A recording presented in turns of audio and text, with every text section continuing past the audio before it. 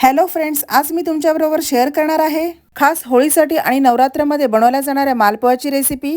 बऱ्याच वेगवेगळ्या पद्धतीने हे मालपोहे बनवतात, पण त्यातल्या त्यात मी एक सोप्या पद्धतीने म्हणजेच 1 कप मैदा आणि पाव कप रव्यापासून बनवणार आहे। तर चला तर आता आपण रेसिपीला सुरुवात करूया। तर इथे मी मालपोहा बनवण्यासाठी 1 कप मैदा घेतलाय। मैदा इथे चाळून घ्यायचा आहे। तर इथे तुम्ही 1 वाटी फिक्स करून घ्या आणि त्या वाटीच्या मापानुसार बाकीचे साहित्य सुद्धा योग्य प्रमाणात घ्या। आता यामध्ये पाव कप बारीक रवा घेतलाय। यामध्ये बारीक रवा घ्यायचा आहे।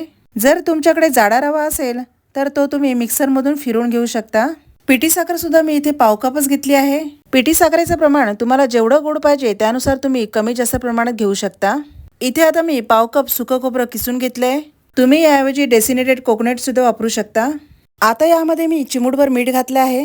चिमूटभर मिठाने सुद्धा याला खूप छान अशी चव येते। वरून अर्धा चमचा वेलची पूड आणि 1 चमचा बडीशेप बारीक करून घालायची आहे। बडीशेप घातल्याने मालपोहा अजून चविष्ट होतो। हे मिश्रण सुकं असतानाच थोडं आधी मिक्स करून घ्यायचे। यामध्ये साखरेऐवजी शक्यतो पिठी साखरच यामध्ये चाळून घालायची आहे। ती लगेचच या मिश्रणामध्ये चांगली मिक्स होऊन जाते। हे कोरडं मिश्रण चांगलं मिक्स झाल्यावर यामध्ये आपण दूध घालणार आहोत। तर इथे मी दूध अर्धा लिटर घेतलेलं आहे। ते थोडं थोडं करून यामध्ये आपल्याला घालायचं आहे। दूध इथे थोडं थोडं असं घालून हे मिश्रण चांगलं मिक्स करून घ्यायचंय। पिठाच्या कुठेही गुठळ्या राहता कामा नये असं हे मिश्रण छान असं मिक्स करून घ्यायचंय। यामध्ये दूध घालताना गरम करून कोमट झाल्यावरच यामध्ये घालायचंय। वरून आता 1 चमचा तूप घालून घेऊया। तुम्ही यामध्ये मैद्याऐवजी गव्हाचं पीठ वापरून केलेले मालपोहे सुद्धा खूप छान होतात। अजून मी यामध्ये थोडंसं दूध ऍड करतेय। तर आपल्याला हे बॅटर जास्त घट्टही करायचं नाहीये किंवा जास्त पातळही करायचं नाहीये। हे बॅटर तेलामध्ये सोडल्यावर थोडंसं पसरेल अशा टाईपचं हे बॅटर आपल्याला करून घ्यायचंय। आता हे बॅटर असं तयार करून यावर झाकण ठेवून हे 15 ते 20 मिनिटे तरी असंच ठेवून द्यायचे। हे थोड्या वेळसाठी असंच ठेवल्याने हे मिश्रण छान असं एकजीव होऊन यामधील रवा सुद्धा खूप छान असा फुलतो। तोपर्यंत आपण इथे पाक तयार करून घेऊया। पाक तयार करण्यासाठी इथे मी 1 वाटी साखर घेतलीये आणि 1 वाटी पाणी घेतले। पाक बनवण्यासाठी साखर आणि पाणी हे दोन्ही सारख्या प्रमाणातच घेतले। आपल्याला इथे एकतारी पाक करायचं नाहीये। तर साखर विरघळल्यावर यामध्ये अर्धा चमचा वेलची पूड घालून घ्यायची आहे। नंतर थोडंसं केसर घालून घ्यायचंय। जर का या पाकामध्ये तुम्हाला वेलची पूड नसेल घालायची तर तुम्ही नाही घातली तरी सुद्धा चालेल। तर इथे आपण बघूया पाक तयार झालाय का। तर तुम्ही इथे बघू शकता इथे पाक एकतारी न होता या पाकाला हलकासा चिकटपणा आलेला आहे। तर असाच पाक आपल्याला बनवून घ्यायचा आहे। साखर विरघळल्यानंतर 3 ते 4 मिनिटांपर्यंतच हा गॅस चालू ठेवायचा आहे। आता गॅस बंद करून हा पाक आपण साईडला ठेवूया। तोपर्यंत आपण हे बॅटर कसं झालंय ते आपण पाहूया। तर इथे हे बॅटर हे थोडं घट्ट झालेलं आहे कारण रवा इथे छानपैकी फुललेला आहे। तर हे बॅटर थोडंसं घट्ट झाल्यामुळे आपण त्यामध्ये थोडंसं दूध घालणार आहोत।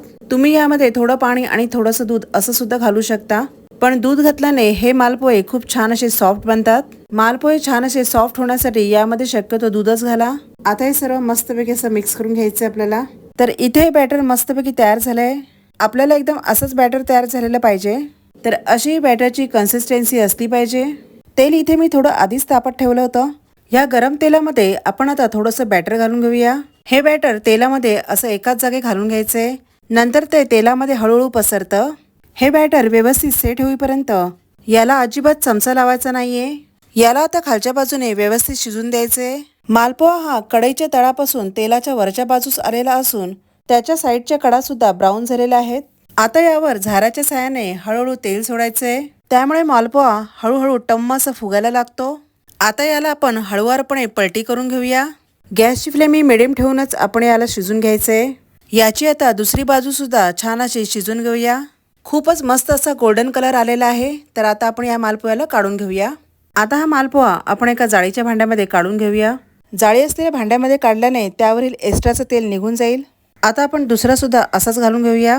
याचा सुद्धा गोल्डन ब्राऊन कलर येईपर्यंत गॅसच्या मिडियम फ्लेमवर हा चांगला शिजून घ्यायचा आहे। मालपोहा एका साईडने जसजसा शिजतोय तसतसं तेलाच्या वर आलेला आहे। आता यावर झाऱ्याने पुन्हा थोडं थोडं तेल सोडायचंय। त्यामुळे ते मस्त असं फुललं जाईल। तेल जर का जास्त गरम झालं असेल तर गॅसची फ्लेम कमी करून घ्यायची आहे आणि जर का कमी गरम वाटत असेल तर गॅसची फ्लेम पुन्हा वाढवायची आहे। आता याला दोन्ही साईडनी छान असं गोल्डन ब्राऊन कलर आलेला आहे। भांडं जर का तळाशी पसरट असेल तर एकाच वेळी 2 किंवा 3 सुद्धा मालपोहे तळण्यासाठी घालू शकता। अशा प्रकारे सर्व मालपोहे मी तळून घेणार आहे। या सर्व मालपोह्यांना हलकाशा गरम केलेल्या पाकामध्ये घालायचं आहे। पाक इथे थंड झाल्यामुळे मी थोडंसं पाक गरम करून घेतलेला आहे। दोन्ही साईडनी मालपोह्यांना पाक लागेल अशा प्रकारे हे मालपोहे पाकामध्ये बुडवून घ्यायचे आहेत. अशा हलकाशा गरम केलेल्या पाकामध्ये सर्व मालपोहे घालून त्यावर झाकण ठेवून 10 मिनिटासाठी हे असंच ठेवून द्यायचे. 10 मिनिटं झाल्यावर यावरील झाकण काढून बघूया. मालपोह्यांमध्ये पाक हा छान असा ॲब्झॉर्ब झालेला आहे. तर आता आपण हे सर्व करून घेऊया. सर्व करताना यावर मी बारीक केलेले ड्रायफ्रूट घालून थोडेसे केसर घालून घेतले. तर असं हे पाकामधले मौसूद मालपोहे तुम्ही सुद्धा नक्की ट्राय करा. तर पुन्हा भेटूया अशाच एका नवीन रेसिपीसोबत. धन्यवाद.